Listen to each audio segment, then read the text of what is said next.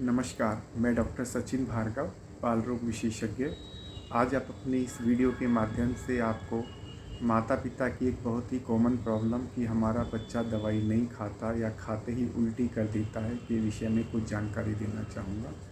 अगर आपने मेरा चैनल अब तक सब्सक्राइब नहीं किया है तो प्लीज़ इसे सब्सक्राइब कर लें ताकि आगे भी फ्यूचर में आपको मेरे वीडियोज़ के बारे में जानकारी मिलती रहे।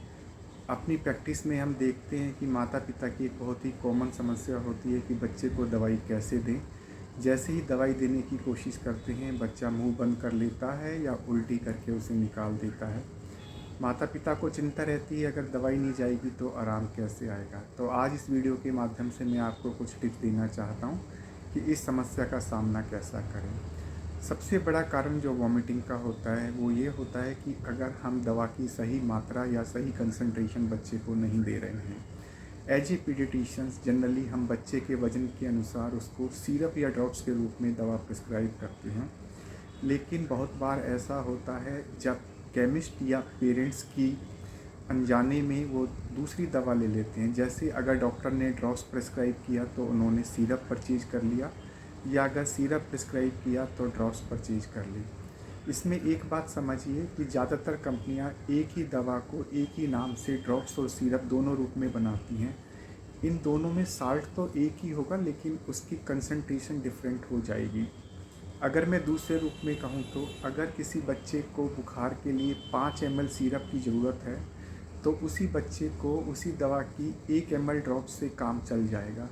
लेकिन अगर डॉक्टर ने 5 ml सिरप लिखा है और गलती से पेरेंट्स ने 5 ml ड्रॉप्स दे दी तो आप समझिए हमने उसको 5 गुना ज़्यादा दवा दे दी और ऐसे में उल्टी होने के चांसेस बहुत ज़्यादा बढ़ जाते हैं। तो अगर आपका बच्चा किसी दवा को लेने में उल्टी कर रहा है तो सबसे पहले ये चेक कीजिए कि आप जो दवा दे रहे हैं वो वही है, उसमें गलती तो नहीं है। दूसरी बात, कभी कभी दवा एक साथ अगर हम कई दवा दे दें तो भी उल्टी के चांसेस बढ़ जाते हैं। हर दवा का अपना स्वाद होता है। आजकल ज़रूरत के हिसाब से डॉक्टर्स 2, 3 या 4 दवाइयाँ एक मरीज़ को प्रिस्क्राइब कर सकते हैं। तो एक बार में एक ही दवा दें और 30 से 45 मिनट के बाद ही दूसरी दवा दें। इसमें जल्दबाजी ना करें। अगर आप 2 या ज़्यादा दवाइयाँ एक साथ देते हैं तो वो आपस में इंटरेक्ट करते हैं और वॉमिटिंग के चांसेस बढ़ जाते हैं। तीसरी जो सावधानी रखनी है, अगर इसके बावजूद आपको लगता है आपका बच्चा दवा एक्सेप्ट नहीं कर पा रहा है तो दवा की जितनी मात्रा डॉक्टर ने प्रिस्क्राइब की है उसे नाप कर एक कटोरी में ले लें और उसमें 2.5 या 5 ml आधा या 1 चम्मच पीने का पानी मिला लें। इससे दवा की मात्रा तो सेम रहेगी लेकिन उसकी कंसंट्रेशन कम होने की वजह से उसका स्वाद हल्का हो जाएगा और जनरली बच्चे ऐसी दवा टॉलरेट कर लेते हैं।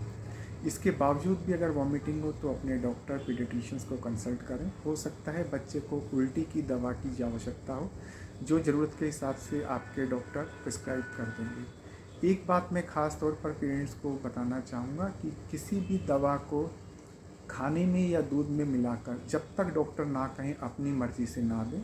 दवा को सीधा ही बच्चे को दें और अगर स्वाद का इशू आ रहा है तो सिर्फ पानी मिलाएं, क्योंकि खाने में या दूध में मिलाने से हो सकता है कि दवा में होने वाले कुछ साल्ट्स फूड पार्टिकल्स के साथ रिएक्ट करें और फिर वो दवा पूरी तरह से एब्जॉर्ब ना हो सके। अगर डॉक्टर ने उल्टी की दवा प्रिस्क्राइब की है तो ध्यान रखें कि दवा देने के बाद 30 से 45 मिनट तक इंतज़ार करें ताकि दवा का असर आ सके। उसके बाद ही बच्चे को दूसरी दवा दें। अगर उल्टी की दवा के तुरंत आप दूसरी दवा देंगे तो भी उल्टी हो जाने के चांस रहेंगे। आमतौर पर माना जाता है कि किसी दवा को लेने के बाद अगर बच्चे ने 30 मिनट के अंदर उल्टी कर दी है तो थोड़ा समय रुककर उस दवा को रिपीट कर दें, क्योंकि शायद वो पूरी दवा अपना काम नहीं कर पाएगी। लेकिन बार बार होने पर अपने डॉक्टर को कंसल्ट करना ही सबसे ज़्यादा ठीक रहेगा। अगर मेरा ये वीडियो आपको अच्छा लगा है तो प्लीज़ इसे अपने कॉन्टैक्ट्स में शेयर कीजिए। वीडियो चैनल को लाइक कीजिए ताकि आपको आगे भी इस तरह की जानकारी मिल सके। हमारा एक छोटा सा प्रयास है कि बिजी ओपीडी प्रैक्टिस में कई बार पीडियाट्रिशियंस डिटेल में आपके साथ हर मरीज़ के साथ हर चीज़ को पूरी तरह से साझा नहीं कर सकते। तो इस वीडियो से हम कोशिश करेंगे कुछ जो कॉमन प्रॉब्लम्स हैं उनके विषय में हम पेरेंट्स के साथ अपनी जानकारी साझा कर सकें। अगर किसी विषय पर आप कुछ जानकारी चाहते हैं तो प्लीज़ उसको कमेंट बॉक्स में लिखें ताकि हम अपने अगले वीडियोज़ में उसको शामिल कर सकें। तब तक के लिए सुखी रहिए, स्वस्थ रहिए। धन्यवाद।